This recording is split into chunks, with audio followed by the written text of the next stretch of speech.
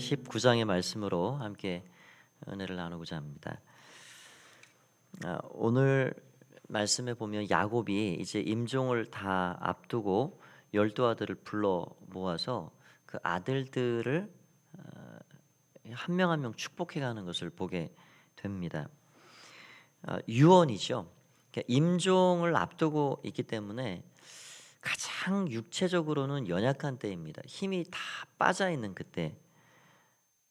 욕심과 탐욕도 뭐 이때는 욕심을 부릴 것도 없고 부려봐야 허사고, 그러니까 육신의 힘도 빠졌을 뿐만 아니라 마음도 참 그 어느 때보다도 사심 없이 부드럽고 그렇게 순수해진 그런 상태라 할 수 있죠. 그래서 유언이라는 게 힘이 있는 거죠.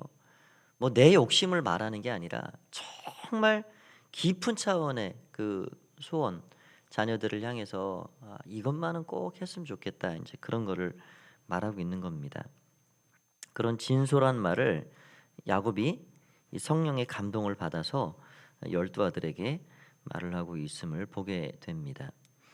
참 놀라운 사실은 12명을 향한 이런 축복의 말씀이 애굽 땅에서 400년을 지나고 이제 출애굽해서 광야를 이제 도착해서 살고 또 가나안 약속의 땅을 들어가고 400년 이후에 이 야곱이 해준 이 축복 그대로 이 12아들들의 삶에 성취되어 가는 것을 볼 수 있다는 거죠. 제사장 나라의 그 세팅이 이 야곱의 말 그대로 이루어져 가는 것을 볼 수 있습니다. 한 명 한 명 좀 중요한 부분만 좀 살펴보겠습니다. 여기 1절에 보면 야곱이 아들들을 불러 모았다. 후일에 너희가 당할 일을 내가 너희에게 이르리라. 3절에 보면 르우벤 첫째 마지를 향하여 이렇게 말합니다. 너는 장자요 내 능력이 내 기력의 시작이라.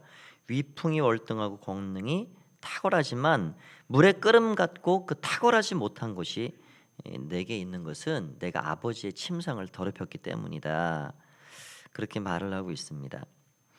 르우벤이 육신으로는 장자입니다. 12아들 중에 마지인데요. 마지 이 장자가 기본적으로 자기가 받을 수 있는 그 장자의 특권은 정말 말 그대로 특권입니다. 그냥 어지간히 잘 이렇게 살아가면 다른 형제보다 두 몫을 얻을 수 있고 그 아버지의 대를 이어가는 건데, 르우벤은 그 특권을 상실하고 말았습니다. 그 이유가 뭐냐? 여기 말씀 나온 대로 욕정을 절제하지 못했습니다. 주어진 그런 은혜도 발로 걷어차는 그런 삶이었죠. 우리가 이 르우벤을 보면 에서가 생각이 납니다. 팥죽 한 그릇에 자기 장자권을 팔아서 그 축복을 걷어찬 그런 에서와 비슷하죠. 그래서 르우벤은 장자였음에도 불구하고 장자의 특권을 상실해 버립니다. 이게 뭐 다른 사람과의 관계에서 그 통관 사건이 있었던 게 아니라 여기 야곱이 말하는 그대로 내 침상에 올랐다. 그 서무 비라와 이 통관 사건이 있었는데 완전한 질서의 파괴죠. 하나님은 질서의 하나님이십니다. 그러니까 인간이 반역하는 것 자체가 질서가 파괴되는, 위치를 이탈해 버리는 사건이기 때문에 이 르우벤이 지은 이 죄는 적은 죄라 할 수가 없습니다. 100가지 중에 99가지 잘해도 이 하나는 굉장히 큰 죄악입니다. 일반적인 어떤 이 음란 사건을 뛰어넘는 질서를 파괴해 버리는 그런 사건이라 할 수가 있죠. 그 다음에 시므온과 레위는 어떻게 말씀하느냐? 여기 5절에 보면 시므온과 레위 그들은 형제여 그들의 칼은 폭력의 도구로다. 그러면서 여기 7절에 보니까 그렇게 되어 있습니다. 그 노여움에 혹독하니 저주를 받을 것이요 분기가 맹렬하니 저주를 받을 것이라. 내가 그들을 야곱 중에서 나누며 이스라엘 중에서 흩으리로다. 세겜 땅에서 있었던 그 대량 학살 사건의 주인공들이죠. 그 누이 디나가 강간을 당하고 하몰의 아들 세겜과 거짓 약조를 했습니다. 그렇게 하겠다 하고 할례를 받아라. 그리고 3일째 되는 날 남자들을 칼 가지고 가서 다 도륙해 버리고 이 세겜성을 아주 초토화시키는 그 분노를 어떻게 하지 못하는지 그런 사람들이었고 좋은 말이 나가지 않습니다. 야곱에게서. 여기 이스라엘 중에서 흩트리로다 이 말씀 그대로 거의 됐습니다. 이 시므온은 민수기 1장에 보면 12지파의 숫자가 나오는데 몇 명씩이었는지 거의 비슷하게 시작을 합니다. 5만 명대로 시작을 했는데 이 40년이 지난 다음에 이제 약속의 땅에 들어가기 위해 한 번 더 26장에 보면은 이 계수를 합니다. 그때 보면은 이 시므온 지파가 아주 형편없이 떨어져 버립니다. 반토막도 더 떨어지죠. 22,200명. 그러니까 다른 지파는 거의 4만 명, 5만 명대로 이렇게 꾸준히 유지가 되고 유다는 76,500명. 가장 많이 이렇게 번성하는 은혜를 받는데 이 시므온은 유다의 3분의 1도 안 되는 그런 숫자로 완전히 쪼그라듭니다. 그리고 나중에 약속의 땅에 들어가서 지파가 어디에 사냐면 유다 경내에 들어가서 그냥 유다 땅 안에 조금 받아가지고 사는데 이게 이 시므온 지파는 거의 없어져 버립니다. 그냥 유다 지파에 흡수 통합돼 버립니다. 그래서 신명기 33장 말씀에 보면 모세가 12지파를 축복할 때 시므온은 없습니다. 아예 없습니다. 그 이름 자체가. 그래서 그냥 지파 자체가 그냥 그 정체성을 잃어버리는 흩어져 버리는 지파가 돼버리죠. 레위도 이 약속 그대로 됐습니다. 레위는 뭐 특별한 은혜를 받아서 그렇게 살아가는 지파이긴 하지만 자기의 땅을 갖지 못하고 모여 살지 않고 제사장 민족으로서 지파로서 11지파의 다 48성읍에 골고루 흩어져서 살게 되어지죠. 네 번째 아들 유다는 어떻게 말씀하시냐? 여기 8절에 보니까 유다는 너의 형제의 찬송이 될지라. 유다의 이름 자체가 하나님은 찬송이시다. 하나님을 찬송하라라는 말입니다. 내 손이 내 원수의 목을 잡을 것이요 내 아버지의 아들들이 내 앞에 절하리로다. 유다는 사자 새끼로다. 용맹할 것이다. 다윗이 하나님의 은혜를 힘입어 영토를 확장하고 적국들을 무찌르고 궁극적으로는 메시아가 나타나서 원수를 멸망시키고 하나님의 나라를 이루실 그것을 말씀하고 있죠. 10절이 중요한데요. 규가 유다를 떠나지 아니하며 통치자의 지팡이가 그 발사에서 떠나지 아니하기를 실로가 오시기까지 이르리니 그에게 모든 백성이 복종하리로다. 이 실로라는 것은 그 뜻이 화평을 가져오는 자라는 뜻입니다. 그러니까 평화의 왕으로 이 땅에 오신 지극히 높은 곳에서는 하나님께 영광이요 이 땅에서는 하나님 기뻐하시는 사람들 중에 평화로다. 이 땅에 평화를 진정한 평화를 가져오신 평화의 왕이신 그 실로가 오시기까지 그 손에 지팡이가 놓여지지 않을 것이다. 그 규가 유다를 떠나지 않을 것이다. 이 규 지팡이라는 것은 통치자의 이 지팡이입니다. 지휘봉이죠, 지휘봉. 이 유다를 통해서 왕손이 태어날 것이다. 유다를 통해서 다윗이 태어나고 다윗의 혈통을 통해서 예수 그리스도가 이 땅에 오시는 것을 말합니다. 그러니까 이 장자권이 어떻게 지금 바뀌고 있느냐? 육신의 장자는 르우벤입니다. 근데 상실했죠. 아까 말씀드린 데 특권을 상실했죠. 그런데 이 주도권, 지도력 면에서 실질적인 장자는 유다가 차지합니다. 유다가 가져가는 거예요. 유다를 통해서 그 왕의 계보가 흘러나가고요. 메시아 예수 그리스도가 나오게 되죠. 그럼 영적인 축복은 누가 받느냐? 명분은 누가 받느냐? 요셉이 받습니다. 그래서 요셉은 이제 보겠지만 지파의 축복 중에 2배를 받습니다. 아들이 2개를 가져가는 거예요. 그러니까 장자가 2 몫을 받죠. 그러니까 요셉이 2 몫을 차지하게 됩니다. 그래서 이 장자권이 한 몫은 요셉에게, 한 몫은 유다에게 이제 내려가는데 남왕국은 유다가 가지고 가고요. 북왕국은 에브라임이라고 이제 요셉의 둘째 아들이 그 계보를 이어가면서 10지파를 대표하고 살아가게 되는 것이죠. 그렇게 해서 유다가 아주 큰 복을 받는데 요셉이 팔려가는 것도 어떻게 보면 이제 유다가 앞장섰지만 구덩이에 계속 냅뒀으면 사실 목숨을 부지할 길이 없죠. 그래서 유다의 역할도 어떤 면에서는 요셉의 목숨을 부지하도록 했다 하는 것이고요. 아버지를 끈질기게 설득하고 자신의 몸을 헌신해 드리면서 아버지 베냐민 데려가야 됩니다. 그러면서 베냐민이 은잔이 발견됐을 때 우리가 살펴봤듯이 자기의 목숨을 담보로 하고 내가 종이 되겠습니다. 아버지 죽습니다. 그러면서 그 베냐민을 끝까지 올려 결국 요셉의 마음이 녹아진 건 유다의 역할이었습니다. 뭐 감동을 받지 않을 수가 없는 그런 말을 아주 진심을 담아서 하기 때문에 그런 역할이 다 이제 이런 축복으로 이어지게 된 것이죠. 그 다음에는 여기 11절에 유다에게 복이 더 임합니다. 그의 나귀를 포도나무에 매며 암나귀 새끼를 아름다운 포도나무에 맬 것이고, 포도나무에 나귀를 매면 이리저리 휘청거리고 하면은 포도나무가 상하게 되는데 그렇게 매도 한두 개 절단 나도 괜찮다. 그만큼 포도나무가 흔하게 될 것이고 그 포도즙의 소산이 너무 풍부하기 때문에 그 포도주로 복장을 빨고 옷도 빨고 그렇게 넘치는 이 축복을 받게 될 것이다. 소산의 생산이 풍성한 은혜를 받게 될 것이다 말하고 있습니다.